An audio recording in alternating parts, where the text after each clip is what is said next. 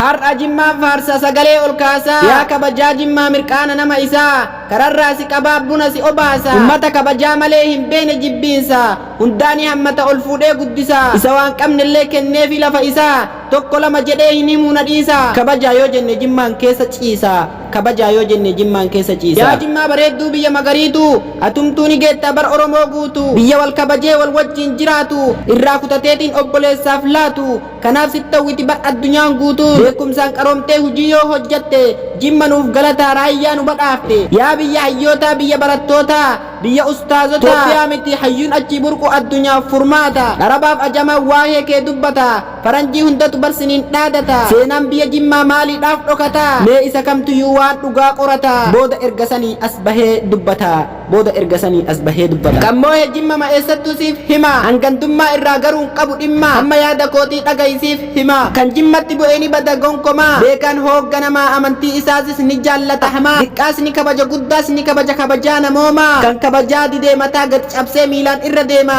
erga rabbii gadii sodaan qabu homaa mootiin abbaa jifaaris kanumaan beekama oromoo hundatu barisinii waamama waan baraan beekani barri gamaa keenya jireetiin dubbatee bareettisiif hima kanaaf dhaloonni isaa gootummaan beekama kanaaf dhaloonni isaa gootummaan beekama erga rabbii gadii sodaan qabu homaa kan kijiba jettan dhaqaa deemaaf jimma booda ergasanii naan jettan dhiifama warra shanan gibee kanumaan beekama bunaaf nagaan dhabinaa isaantu siif hima warri na dhageeffattan ulfaadhaa galatooma warra shanan gibee harka fuudhee nasi maddaa karaa fagoo dhufne aadaan beekuu biyyaaf keessummaadha galandeetan barbaachan dhufeera warra shanan gibee harka fuudhee nasi maddaa karaa fagoo dhufne aadaan beekuu biyyaaf keessummaadha galandeetan barbaachan dhufeera Ingilmi guddaan galma jifaari olkee buliin kakkabiin alaani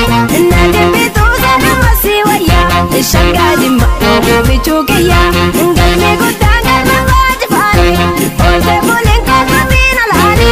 nadi bituu sanuma si wayyaa shaggaa jimma oomichuu kiyyaa shaggaa jimma oomichuu kiyyaa shaggaa jimma oomichuu kiyyaa shaggaa jimma oomichuu kiyyaa shaggaa jimma oomichuu kiyyaa shaggaa jimma oomichuu